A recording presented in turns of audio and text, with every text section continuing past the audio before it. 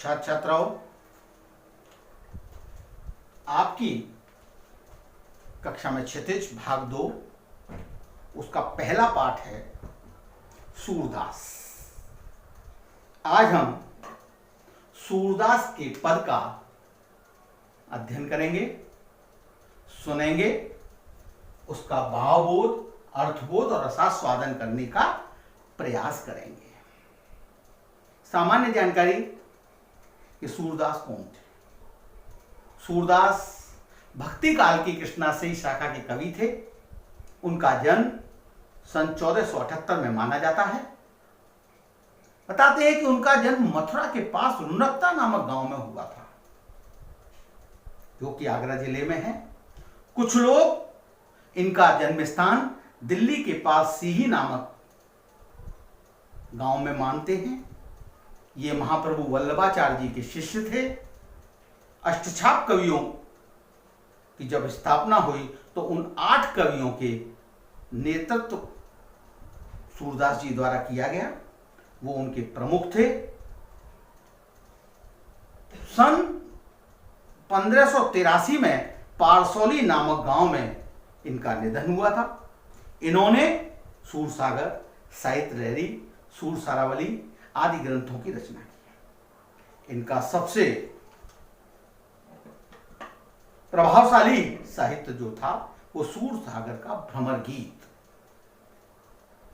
श्रीमद् भागवत के 10वें स्कंद में गोपिका विरह वर्णन का बिल्कुल ब्रज भाषा में रूपांतरण हम सूरदास के भ्रमर गीत में देखते हैं। यहां भौरे को कटाक्ष करके गोपियां भगवान श्री कृष्ण और उद्धव जी को संबोधित कर रही हैं, परंतु चूंकि भौरे को, भ्रमर को सांकेतिक रूप में लिया गया है, इसलिए इसका नाम भ्रमर गीत है।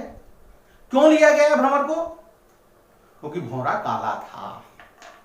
भगवान श्याम सुंदर भी हमारे श्याम वर्ण के थे। उद्धव जी भी जो संदेश देने आए थे वो भी श्याम वर्ण के थे। प्रवृत्तियां दोनों की एक सी थी।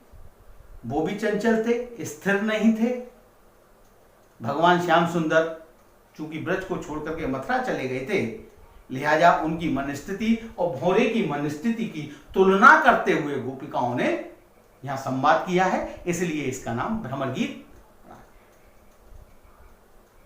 भगवान श्याम सुंदर मथुरा चले जाते हैं। गोपिकाएं उनके विरह में दुखी हैं। भगवान जानते हैं कि गोपिकाएं या ब्रज के जितने भी ग्वाल बाल हैं वो सब उनके वियोग में दुखी होंगे। वो संदेश लेकर के उद्धव जी को भेजते हैं। संदेश भेजना तो एक बहाना था। वो जानते थे गोपियां नहीं समझ पाएंगी, ब्रज के लोग नहीं समझेंगे, परंतु उन्हें उद्धव जी के अहंकार को भी तोड़ना था। उद्धव जी को अपने ज्ञान पर बहुत बड़ा अहंकार था। जब वो ब्रज आते हैं, गोकुल आते हैं, गोपिकाओं की दशा देखते हैं, उनके तर्क वितर्कों के सामने वो निरुत्तर हो जाते हैं, तो उन्हें अपनी भूल का एहसास होता है।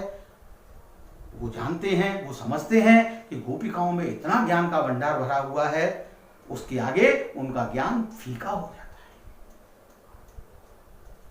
है। ऐसे ऐसे तर्क देती हैं गोपिकाएं। उसके उदाहरण आपकी पाठ्यपुस्तक में है। उद्धव को व्यंग्यात्मक रूप में बात करते हुए कहती हैं, उद्धव तुम हो अति बड़े भागी। हे उद्धव, तुम अत्यंत भाग्यशाली हो। यहां भाग्यशाली व्यंग में कहा गया है। कहने की तात्पर्य तो यहां दुर्भाग्यशाली था कि भगवान श्री कृष्ण जैसे प्रेम के सागर के पास रहकर के भी तुम प्रेम की भावना से अछूते हो। इसलिए यहां पर गोपिकाएं कटाक्ष करती हैं, व्यंग करती हैं कि उद्धव तुम हो अति बड़भागी। उद्धव तुम अत्यंत भाग्यशाली हो। क्यों? अपुरस रहत स्नेह तगाते, स्नेह रूपी धागे से अछूते हो तुम। नाहिन मन अनुरागी, आपके मन में प्रेम का भाव उत्पन्न नहीं हुआ है, आपके मन में अनुराग की लालसा उत्पन्न नहीं हुई। आपकी स्थिति बिल्कुल उस प्रकार से है, पुरुहिन पात रहत जल भीतर, जैसे कि कमल का पत्ता जल के भीतर रहते के बावजूद भी तारस देह न दागी, वो गलता नहीं है, उस पत्ते पर उस पानी का कोई प्रभाव नहीं पड़ता। उसी प्रकार भगवान श्री कृष्ण के सानिध्य में रहने के बावजूद भी तुम्हारे ऊपर कोई प्रभाव नहीं पड़ा। यहां तक कह दिया चिकना घड़ा, आप तो चिकने घड़े हो। जो जल माह तेल की गागरी, बूंद नता को लागी, आप तो उस तेल की गगरी के समान हैं, उस तेल की गगरी के जैसे हैं जिस पर पानी की बूंद का कोई प्रभाव नहीं पड़ता। उसी प्रकार भगवान श्री कृष्ण के सानिध्य में रहने के बावजूद आपके ऊपर कोई प्रभाव नहीं।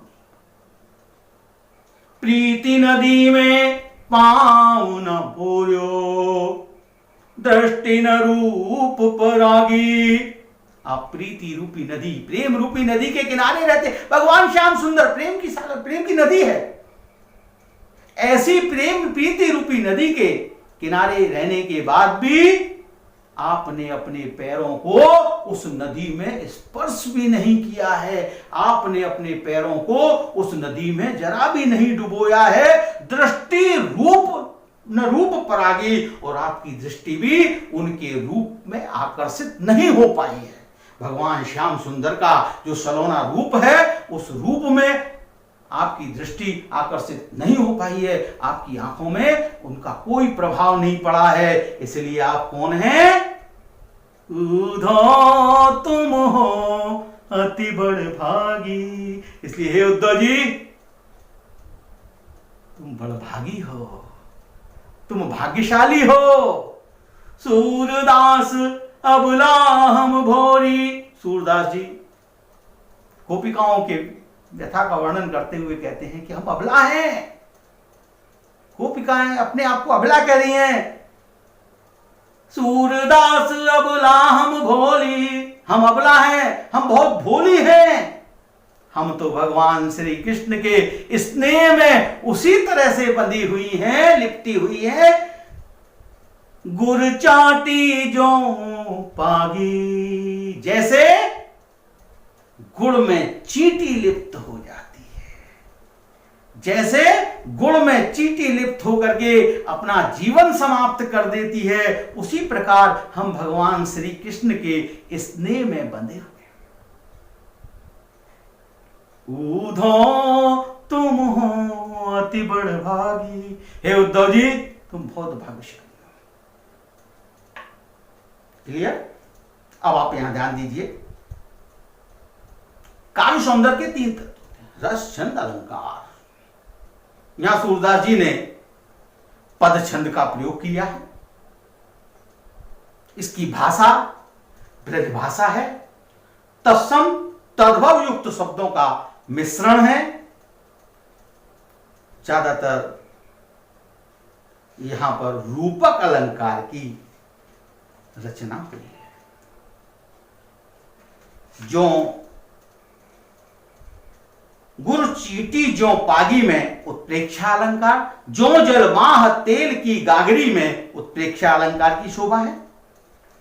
ये सब चीजें आपको परीक्षा में काम आ सकती हैं, आपसे पूछा जा सकता है।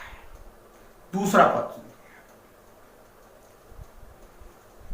मन की मन ही मांझ रही। गोपिकाएं भगवान श्याम सुंदर के प्रेम में लिप्त हैं, किसी से अपनी व्यथा कह भी नहीं सकती। उस दुख को वो अपने मन के मन में ही सहन कर रही है। मन की मन ही मांझ रही, कहिए जाय कौन पे उधो, नाही परत कही। हम अपने मन की व्यथा, अपने मन के कष्ट को मन में ही सहन किए हुए हैं। हे उद्धव, किससे जाके कहें अपनी इस व्यथा को, किससे जाके कहें? हमारा किसी से कहने का साहस नहीं होता। किसी के पास जाकर कहने का हमारा साहस नहीं होता।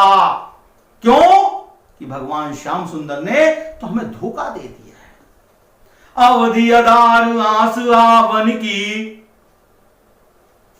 तन मन व्यथा सही। हमने अपने तन में और मन में इस व्यथा, इस कष्ट को सिर्फ अवधि आधार आस आवन की, दिए गए समय पर उनके लौट आने का जो आश्वासन था, उसके आधार पर, उसकी उम्मीद में हमने ये दिन काटे, ये शारीरिक और मानसिक कष्ट को सहन किया।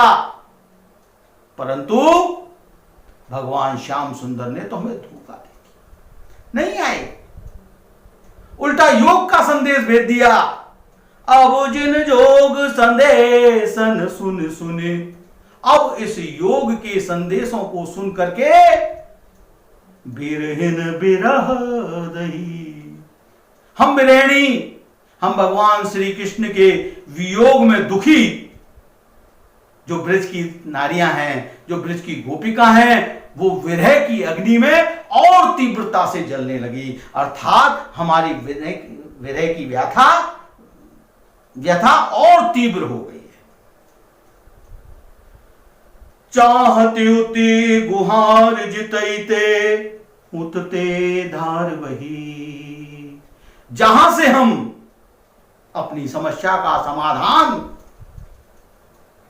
करने की आस लगाए हुए थे, जहां हमको गुहार करनी थी, निवेदन करना था, भगवान श्याम, जिस श्याम सुंदर से हमारे वियोग की पीड़ा को हर लेना का हमको निवेदन करना था, वहीं से ये योग संदेश की बहार बह करके आई है, धारा बह करके आई है। वहीं से ये योग का संदेश हमारे लिए भेजा गया है।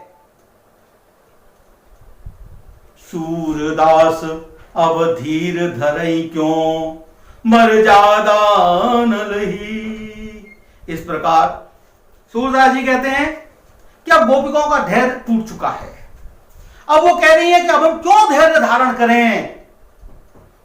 अब हम धैर्य धारण नहीं करेंगे, क्योंकि भगवान श्याम सुंदर ने उस प्रेम की मर्यादा का उल्लंघन कर दिया है।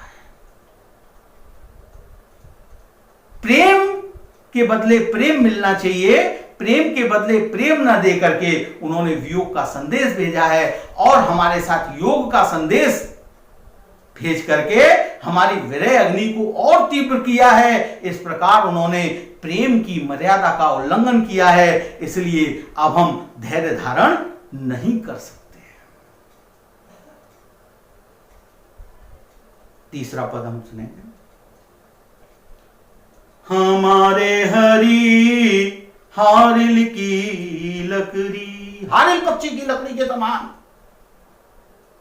गोपिकाएं भगवान श्री कृष्ण को बता रही हैं। हारिल पक्षी हमेशा अपने पंजों में एक लकड़ी दबाए रहता है, वो कभी उससे अलग नहीं होता। उसी प्रकार गोपिकाएं भी कल्पना कर रही हैं कि हमारे जो हरि हैं वो उस हारिल की लकड़ी के समान हैं, हम उनसे अलग रह करके जीवित नहीं रह सकते। मन क्रम वचन नंद नंदन और यह दृढ़ करी पकड़ी। हमने उस नंद नंदन यानी नंद के पुत्र को अपने हृदय में मन क्रम वचन से बड़ी दृढ़ता के साथ जकड़ रखा है, बड़ी मजबूती के साथ हमने उस श्याम सुंदर को अपने हृदय में बसा रखा है। जागत सोवत स्वप्न दिवस निसी, कान कान जकरी। हम जागते सोते, स्वप्न में, दिन में, रात में भगवान कृष्ण के नाम के आगे जकड़े रहते हैं, भगवान कृष्ण को ही याद करते रहते हैं, कृष्ण की स्मृति में ही उलझे रहते हैं। सुनत जोग लागत है सो जो करी ककरी।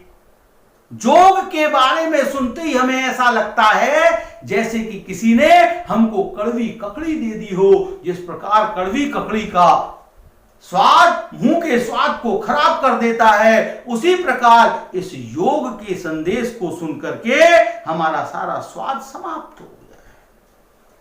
यहां गोपिकाएं योग को व्याधि कह रही हैं, बीमारी। सूतो व्याधि हमको ले आए, देखी सुनी न करी। हे उद्धव जी, ये कौन सी बीमारी हमारे लिए ले आए हैं जो हमने ना तो कभी सुनी है, ना कभी देखी है, ना कभी की है। हम नहीं जानते इस योग की बीमारी के बारे में। यह तो सूरत नहीं ले सौंपो।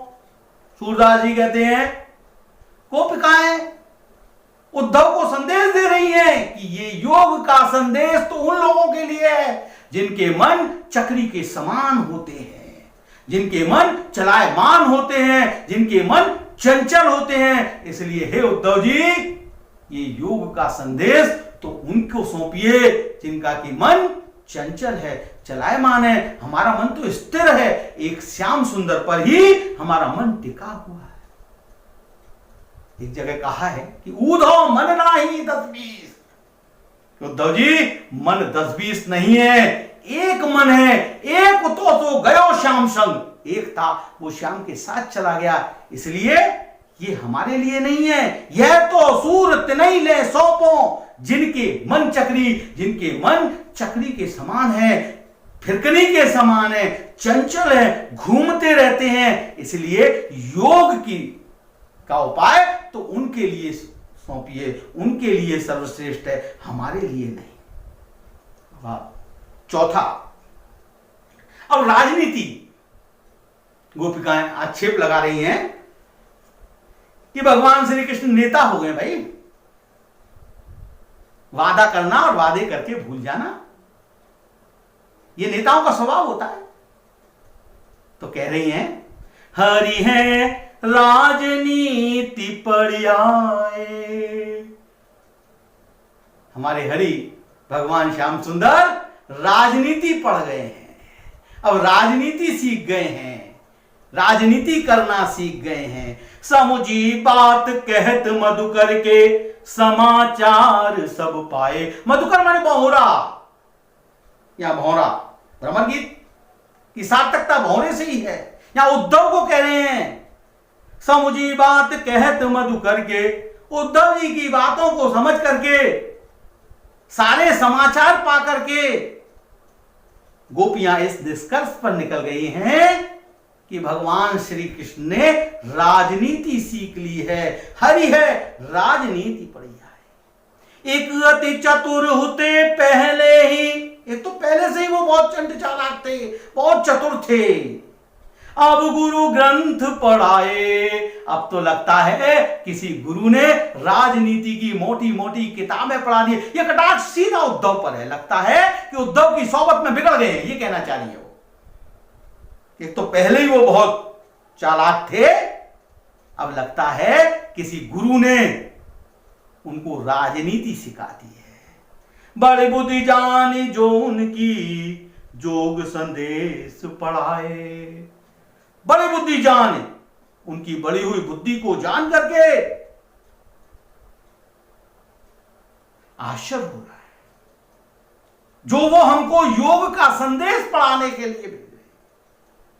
उद्धव भले लोग आगे के। हे उद्धव जी, पहले के जो लोग थे ना, वो अत्यंत भले थे, अच्छे लोग हुआ करते थे पहले के लोग। परहित दौलत ढाए, जो दूसरे की भलाई के लिए घूमते फिरते रहते थे। आज के लोग अपने स्वार्थ के लिए, अब तो योग संदेश पढ़ाने के लिए। लगता है उनकी बुद्धि बढ़ गई है। अपनी बढ़ी हुई बुद्धि को जान करके अपने ज्ञान के भंडार का विकास करके वो हमको योग का संदेश भेजने की कोशिश कर रहे हैं। ये उद्धव जी, पहले के लोग बड़े भले थे तो दूसरों की भलाई के लिए घूमा करते थे, आज के लोग तो दूसरों की बुराई के लिए घूम रहे हैं। अब अपने मन फेर पाए चलत जूते चुराए। जो हमारे जी को चुरा करके चले गए हैं, जो हमारे मन को चुरा करके ले गए हैं, वही हमारे मन को बदलने का प्रयास कर रहे हैं। ते क्यों अनीति करे आपुन जो और अनीति छुड़ाए। हमें तो आश्चर्य हो रहा है, जो औरों को अनीति से छुड़ाते हैं, जो औरों के ऊपर अन्याय नहीं होने देते हैं, वो पता नहीं क्यों हमारे ऊपर अनीति कर रहे हैं, क्यों हमारे ऊपर अन्याय कर रहे हैं। ये राजधर्म नहीं है। राजधर्म तो यह सूर जो प्रजा न जाए सताए। राजा का धर्म तो प्रजा की रक्षा करना है, प्रजा को सताना नहीं है। राजा का धर्म प्रजा को सताना नहीं है, प्रजा की रक्षा करना है। राज धर्म तो यह सूर जो प्रजा न जाए सताए। गोपियां कहती हैं सूरदास जी के माध्यम से कि हे उद्धव, क्या ये राजधर्म है? राजधर्म तो अपनी प्रजा की रक्षा करना है। राजधर्म में अपनी प्रजा को नहीं सताया जाता है। ये कैसे राजा है, ये कैसा राजधर्म है, ये कैसी राजनीति है जो अपनी प्रजा को ही सताने पर तुले हुए। ये आज इतना ही। अब आप इस पाठ को ध्यान से पढ़ेंगे, इसके प्रश्नोत्तर आप अपनी उत्तर पुस्तिकाओं में करेंगे। Thank you.